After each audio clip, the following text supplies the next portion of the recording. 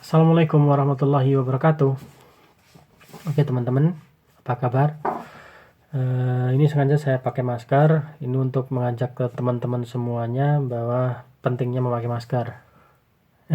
Seperti pesan ibu. Ya, yang pertama memakai masker, yang kedua sering-sering mencuci tangan, yang ketiganya menjaga jarak, social distance. Ini saya perkenankan untuk berbagi cerita kepada teman-teman semuanya. Akhir-akhir ini kan banyak tuh teman-teman yang nanya, kenapa sih kamu kan udah pernah ke Jepang, kok bisa balik lagi gitu, nggak pakai visa Tokute Gino itu. Itu karena saya lewatnya Nihongo Gakko atau sekolah ya. Itu yang pertama, saya harus belajar bahasa dulu 1,5 tahun di sekolah di Jepang ya. 1,5 tahun kita Nihongo Gakko. Yang kedua itu Senmon Gakko nanti.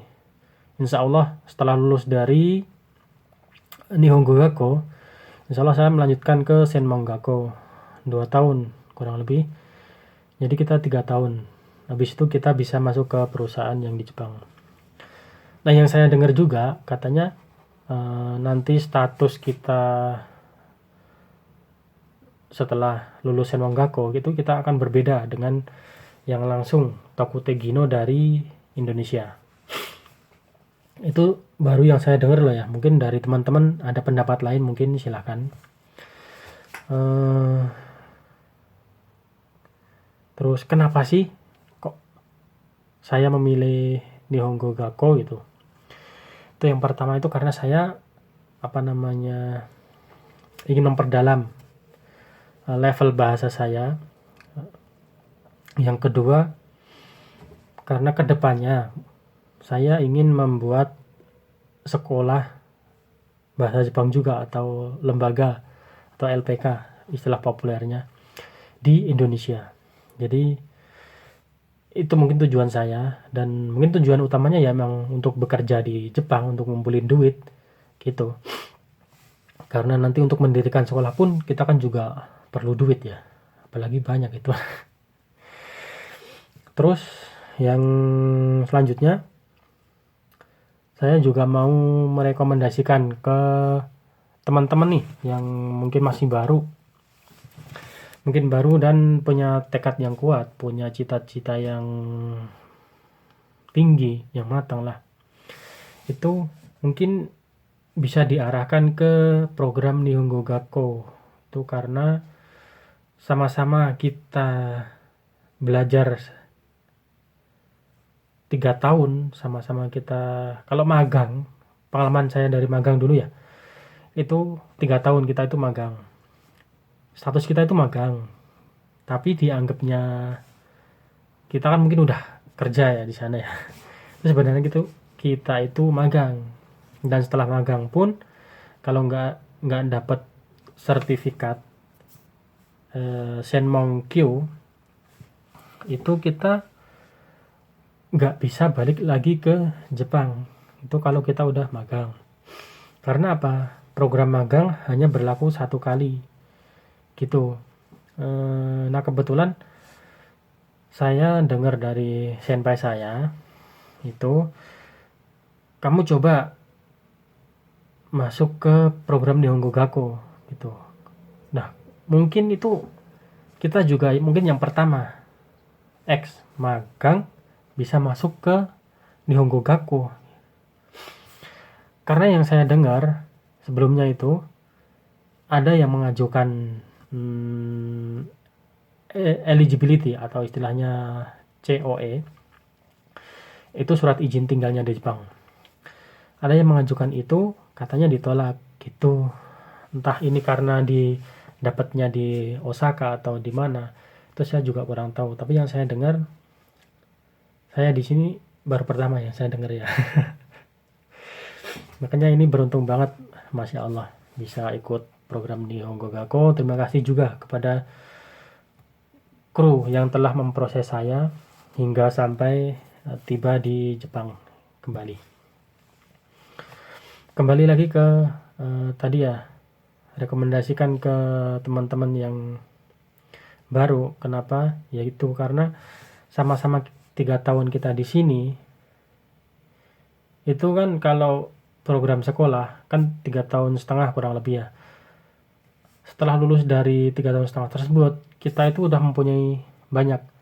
1,5 tahun kita udah punya skill bahasa, atau mungkin teman-teman kalau yang serius, yang semangat banget itu bisa dapet level 2, N2, atau mungkin bisa N1 ya. Itu bagus banget itu. Kalau teman-teman bisa seperti itu ya bagus. Terus setelah lulus dari Nihongo Gakko, kita masuk ke Senmon Gakko. Senmon Gakko itu sekolah kejuruan.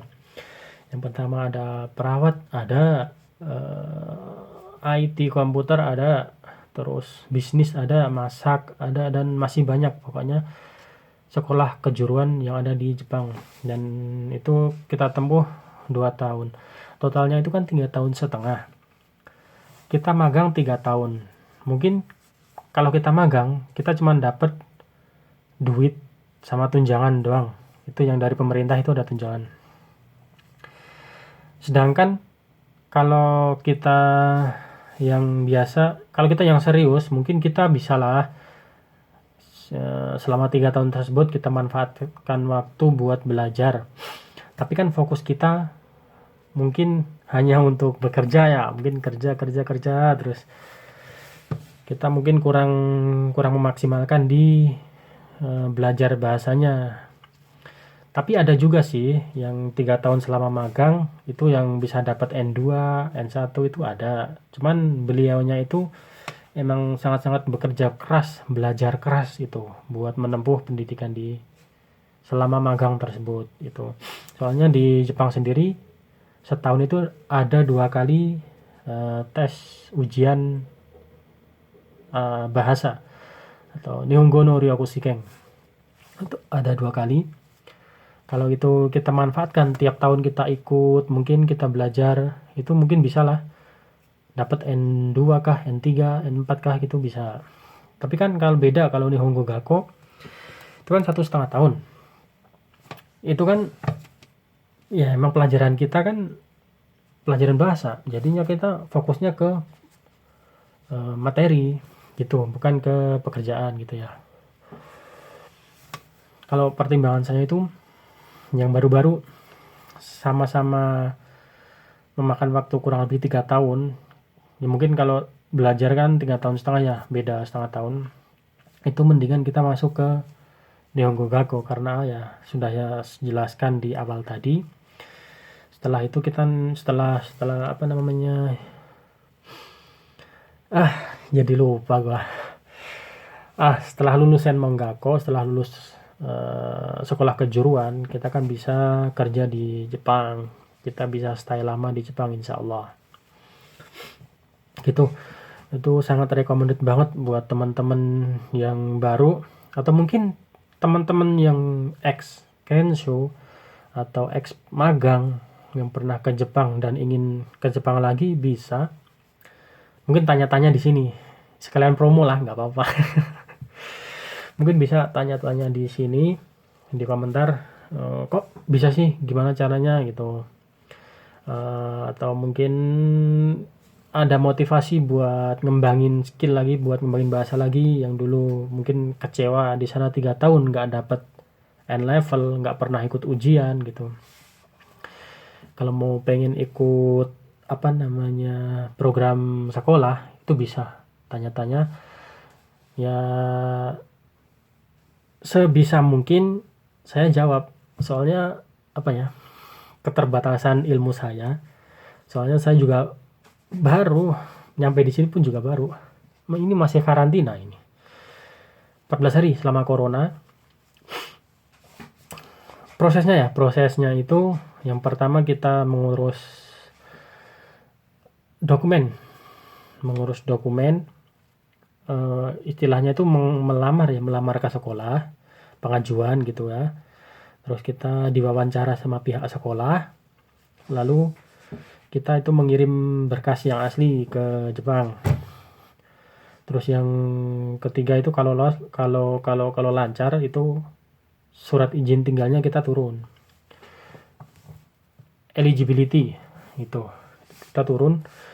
Terus setelah itu kita mengurus visa yang ada di Jakarta. Setelah visa jadi, kita baru bisa berangkat ke Jepang. Dan untuk proses berangkatnya sendiri, kita harus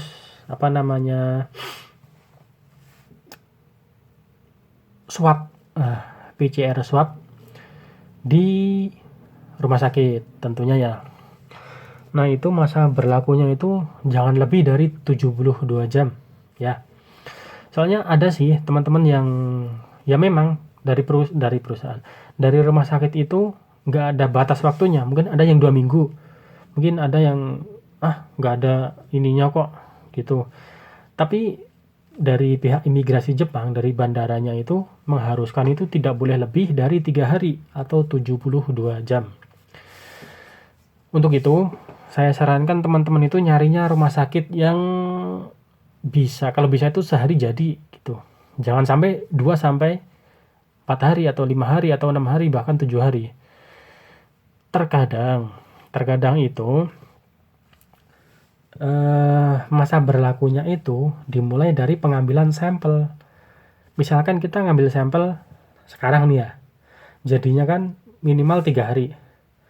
Berarti kan setelah diterbitkannya hasil tersebut, itu kan udah nggak berlaku, kan udah lebih dari 3 hari gitu. Nah, itu mungkin yang kurang diperhatikan dari teman-teman, terus berangkat ke Jepang, tahu-tahu ditolak, ada yang pulang lagi gitu. Sempet ada gitu. Terus ini bukan promosi rumah sakit ya, tapi saya ngalamin sendiri. Di Jakarta itu ada yang bisa itu 1 jam bisa jadi. Terus ada yang 24 jam atau sehari itu. Ada yang 3 hari mungkin ya. 3 hari itu sama. Tapi saya itu kemarin ngambilnya yang 1 hari jadi. Itu biayanya 900.000. Itu. Dan alhamdulillah nyampe Jepang diterima. Dan kita di Jepang pun kita ada tes swab lagi dengan ini air ludah. Air ludah kita diambil, dibikin sampel. Lalu setelah ada mungkin setengah jam ya. Malah nggak nyampe, mungkin setengah jam. Itu hasilnya keluar. Kalau hasilnya keluar, kita bisa langsung masuk ke imigrasi, loket imigrasi untuk mengurus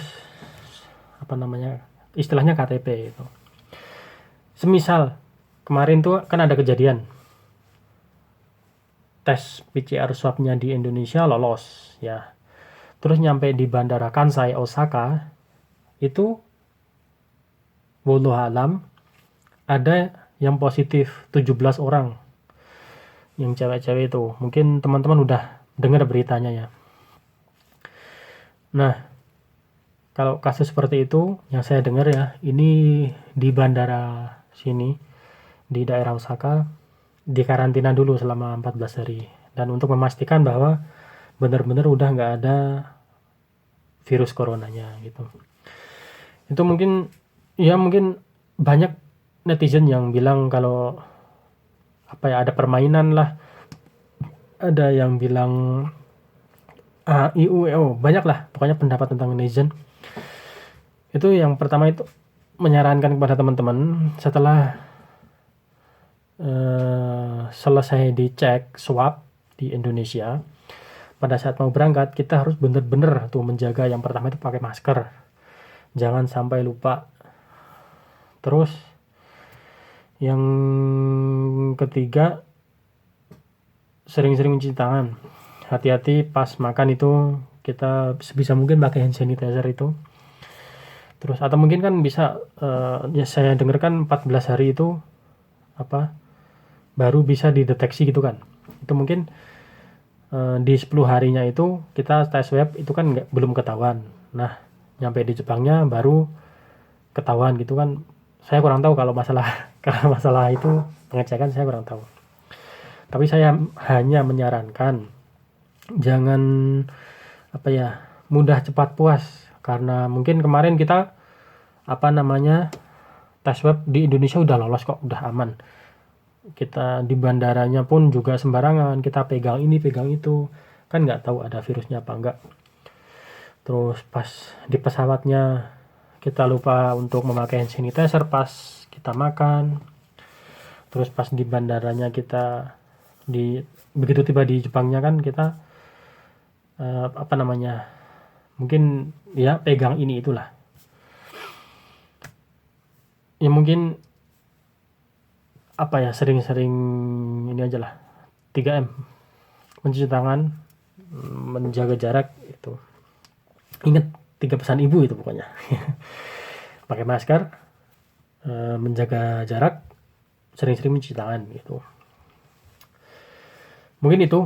Mungkin kalau ada pertanyaan, kalau ada kritik Bapak, tulis saja di komentar, nanti sebisa mungkin kita jawab ya. Namanya saya juga baru pertama ikutan program ini, dan juga baru tiba juga, ini juga masih karantina, jadi mohon dimaafkan kalau banyak salah. Terus untuk udah lama itu, udah 10 menit lebih. Mungkin kalau teman-teman ada yang mau tanya-tanya silahkan, nanti kita jawab insya Allah ya. Mungkin itu dulu. Jaga kesehatan teman-teman semuanya, jaga imunitas, makan makanan yang bergizi, 3M, ingat pesan ibu. Terus berjemur mungkin ya. Pokoknya itu, salam sehat buat teman-teman semuanya. Tetap semangat, yang mau berangkat, yang lagi nunggu atau yang mau proses, tetap semangat, pasti ada keberhasilan di balik usaha teman-teman semuanya. Oke, cukup sekian dari saya. Akhirul kalam, wassalamualaikum warahmatullahi wabarakatuh.